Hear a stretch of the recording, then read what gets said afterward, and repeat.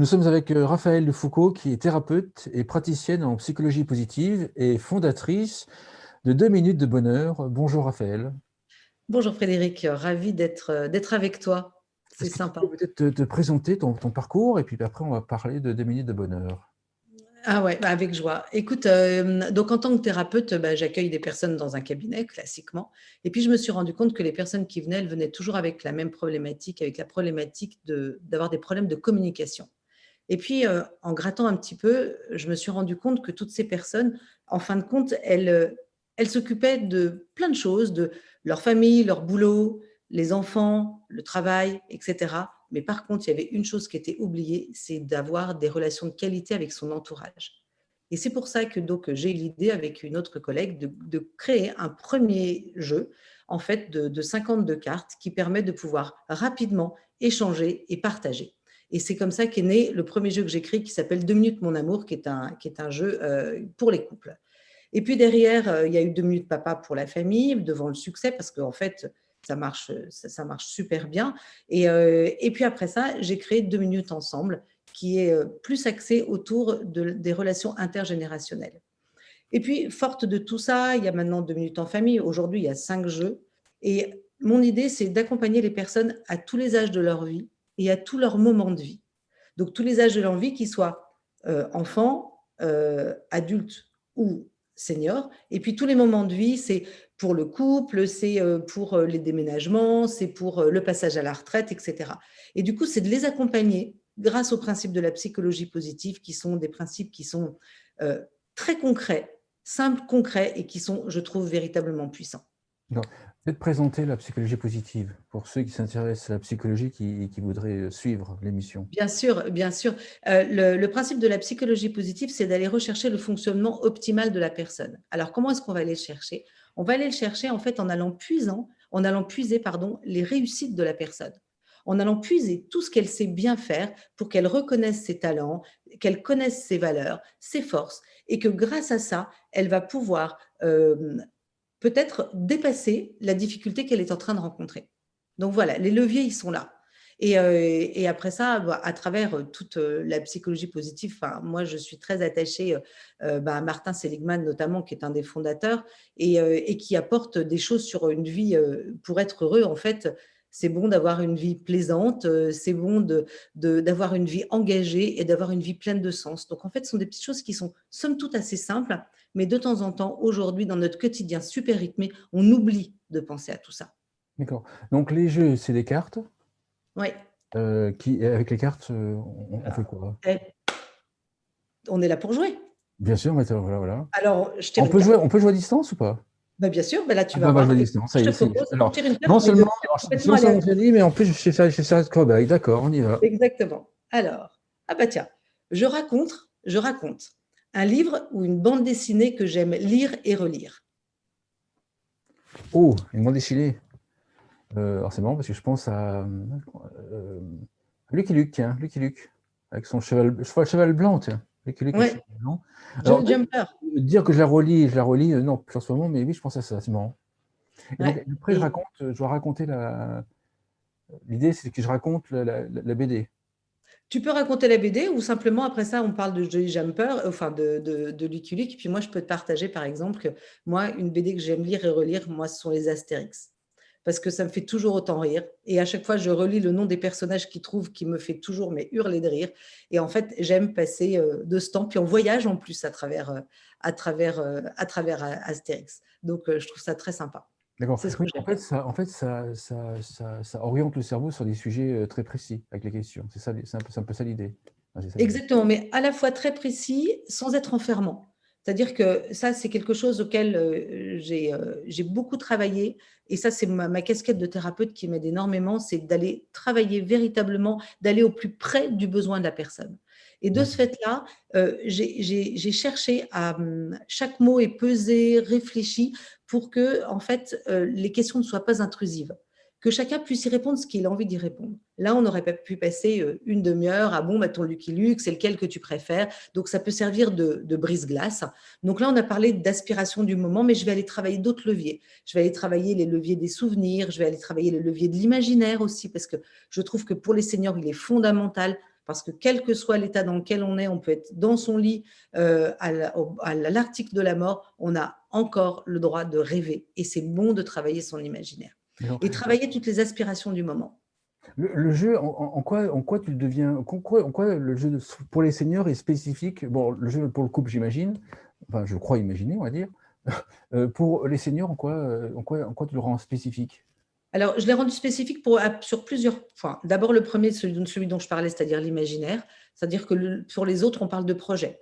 Alors, avec un senior, de temps en temps, un projet, c'est un petit peu difficile à discuter. Donc, on travaille l'imaginaire. Ça, c'est une des premières différences. Et après ça, je suis allée travailler tous les côtés cognitifs de la personne. Donc, on travaille tous les sens, on travaille la mémoire, on va travailler… du coup, c'est assez fin comme approche. Et puis, ce que j'ai voulu aussi, c'est que j'ai voulu que ce jeu de 2 minutes ensemble, il puisse s'adresser à tout type de seniors. C'est-à-dire qu'on soit des seniors ensemble en résidence, en train de travailler, en train d'être ensemble et discuter, que ça soit des aidants quand ils vont voir des bénéficiaires, que ça soit des familles quand elles se retrouvent, que ça soit des visiteurs qui vont visiter des personnes isolées. En fait, ce jeu, il s'adapte pour tous. Et ça, je trouve que c'est quelque chose vraiment que je voulais arriver à toucher et que je suis hyper contente parce que ça fonctionne et que ça marche hyper bien. Aujourd'hui, sur la totalité des jeux, on en a vendu à peu près 100 000. Donc, ça commence à bien faire. Et on fait, pour les seniors, mais ça, on pourra peut-être en parler plus tard, on fait des jeux personnalisés pour les entreprises. C'est-à-dire qu'on va mettre les jeux aux couleurs de l'entreprise avec leurs valeurs. Et là, j'écris des cartes personnalisées pour eux. D'accord. Tu peux donner des exemples de questions du jeu pour les seniors? Bien sûr. Alors, en ce moment, mon émission de télévision préférée. Ah bah, question pour un champion, évidemment. Bah, évidemment, évidemment.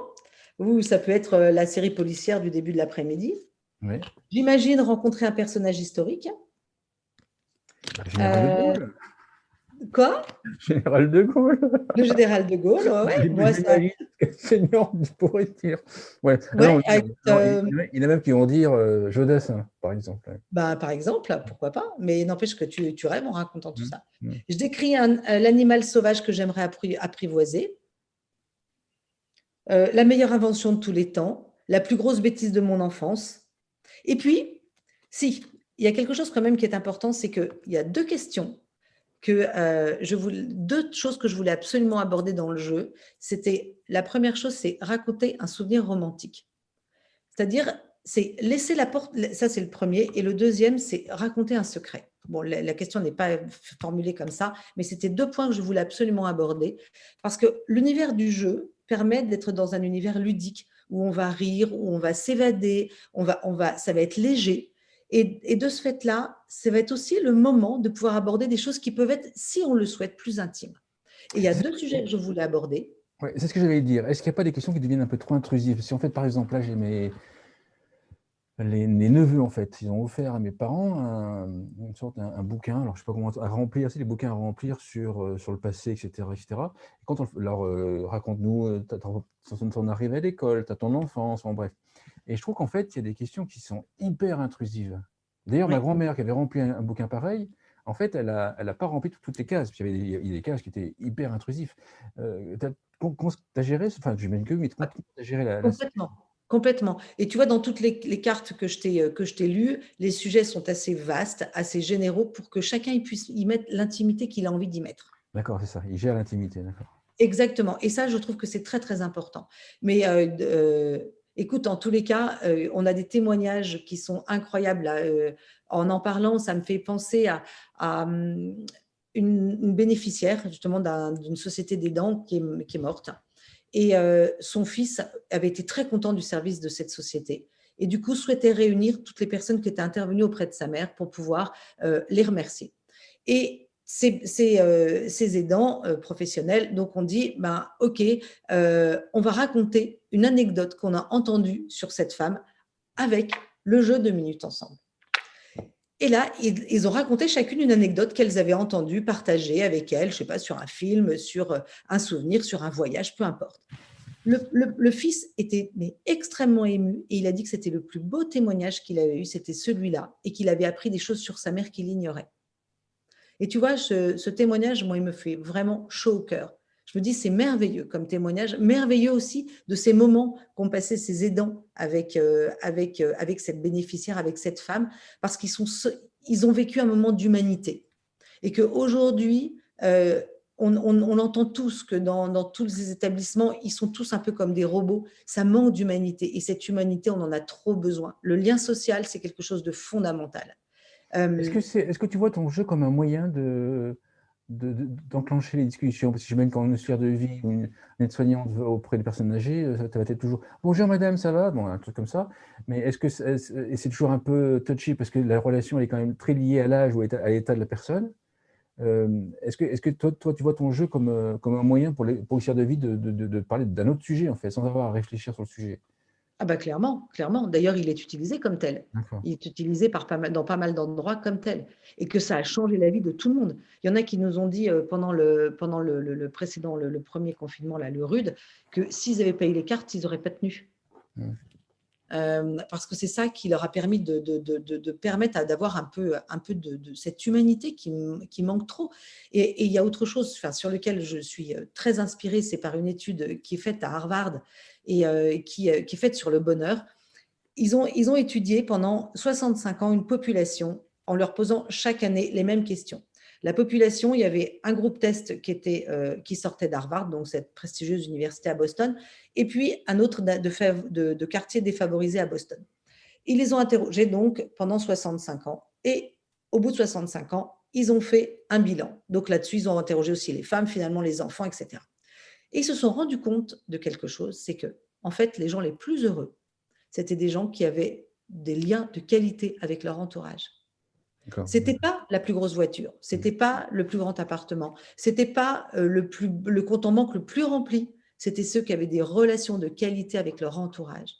Et ça, je trouve que c'est un point qui est fondamental. Et tu vois, ça fait 5 ans que moi je travaille sur ce sujet-là, sur le lien social, sur l'importance de créer du lien, combien il est fondamental dans les couples, dans les familles, entre les générations. C'est vraiment fondamental, c'est la base en fait. Et que de ce fait-là, aujourd'hui, avec tout ce qui s'est passé avec la pandémie, on commence davantage à en parler et ça, je m'en félicite. Pourquoi avoir accès entre les générations et pas entre seniors? Enfin, tu me diras, si, le couple, c'est entre seniors aussi. Mais... Oui. Alors, le entre générations, donc le 2 minutes ensemble s'adresse pour les seniors entre eux, parce qu'ils peuvent jouer entre eux. Enfin, toutes les expériences qu'on a fait, même dans des résidences ou les seniors. On a eu récemment un test dans une résidence où quelqu'un est venu faire une animation. Et donc, les seniors, ils partagent le même quotidien hein, quand même. Ils ont joué avec les cartes, donc ils ont répondu aux questions. Ils étaient ébahis. Ils se sont rencontrés avec certains, avec les deux aimant la voile, un passé de voileux ensemble, d'autres qui aimaient la cuisine. Et ben, ils vivaient ensemble depuis des années et tout ça, ils s'en étaient pas rendus compte. Alors que tu vois, il suffit franchement de petites cartes toutes simples pour de nouveau créer du lien et que la prochaine fois qu'ils se croiseront au réfectoire ou je ne sais où, ils auront des choses à se raconter. Alors, Donc, le côté intergénérationnel, en fait, entre les générations, c'est les mêmes questions pour les deux générations? exactement. Ah, surtout les mêmes questions. Parce que là, on va aller travailler aussi un autre sort qui est important en psychologie, c'est de travailler, en fait, de travailler d'égal à égal. Il est important pour faire le lien entre les générations et pour les rapprocher, c'est de mettre chacun sur le même terrain d'égalité. Il n'y a pas une question pour les vieux et une question pour les jeunes. Aujourd'hui, ce que je trouve un petit peu dommage, c'est que les générations, elles sont toutes en silo. Les vieux sont ensemble, les jeunes sont ensemble, les moyens sont ensemble, enfin bref. Et du coup, les choses, elles ne s'entremêlent pas, alors qu'autrefois, les choses s'entremêlaient. Les familles, elles habitaient toutes sous le même toit, donc il y avait quelque chose qui permettait de pouvoir échanger et partager. On le voit encore dans les sociétés orientales, souvent où en fait les mots des anciens, où les anciens habitent encore dans les maisons et les anciens ont une place parce qu'on les écoute, parce qu'ils ont l'expérience.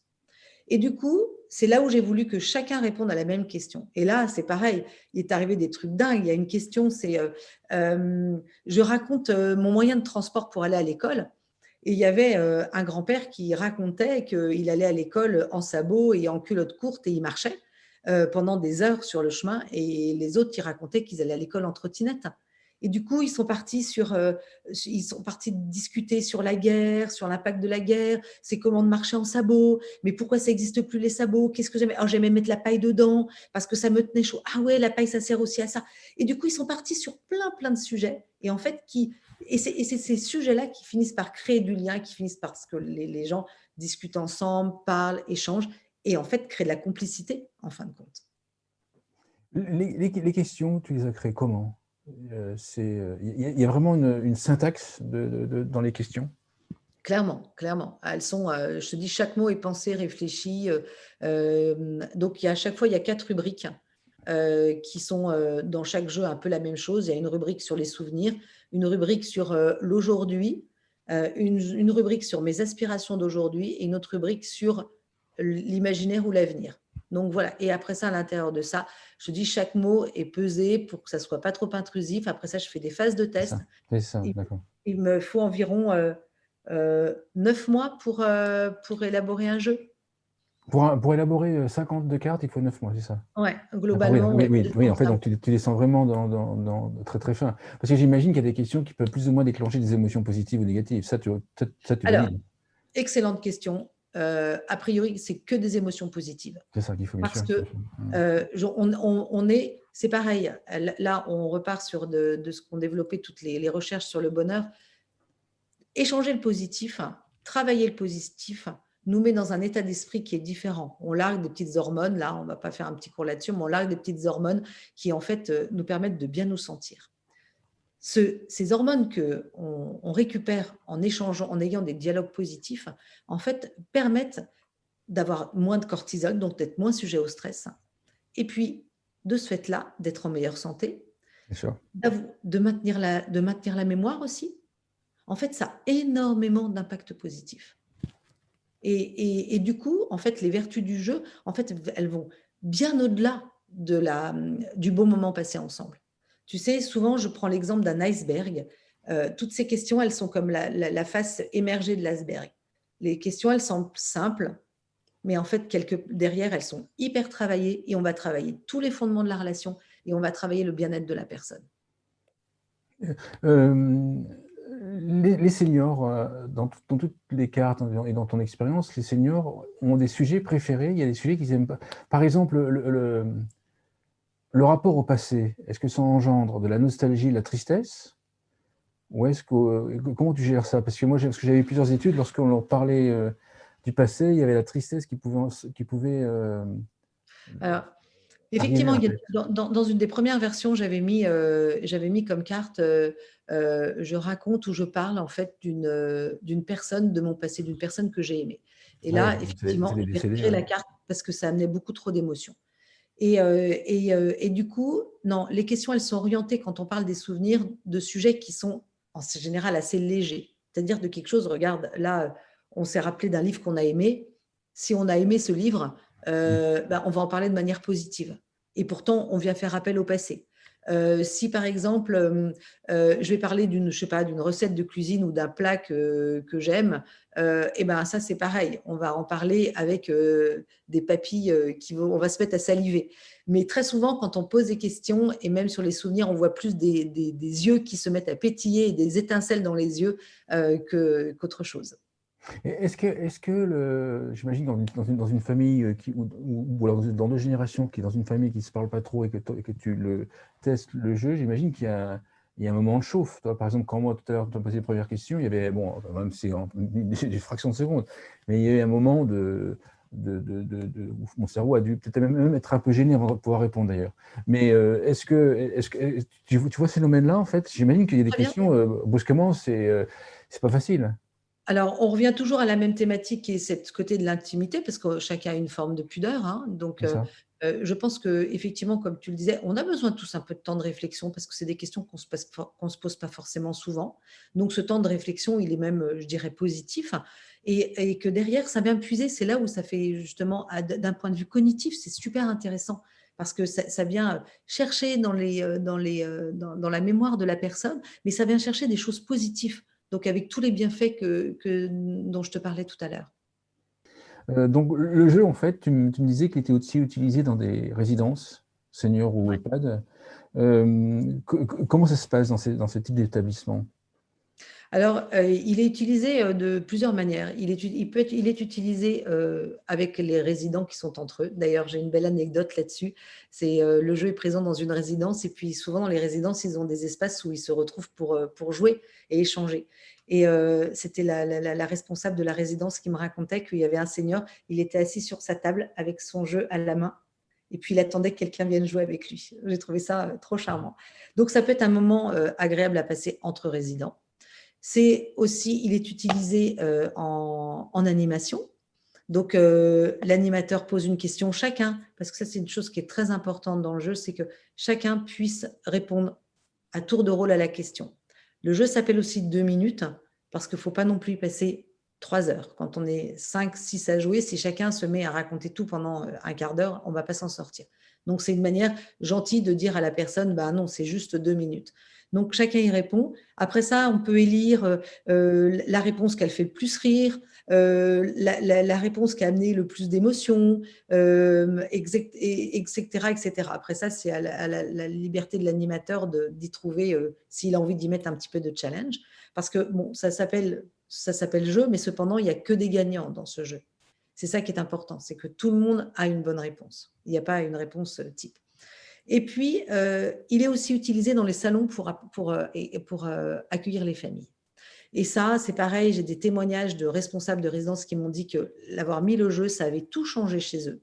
Parce qu'avant, les familles, quand elles se retrouvent, je te fais le tableau, les parents sont là, alors mamie, t'as mangé quoi à midi Le même problème, c'est des sujets bateaux et une gêne déjà une difficulté à trouver un sujet de discussion. Ouais, exactement. Et la gêne qui arrive derrière parce qu'on n'arrive pas à trouver un sujet autre que le beau temps et t'as mangé quoi.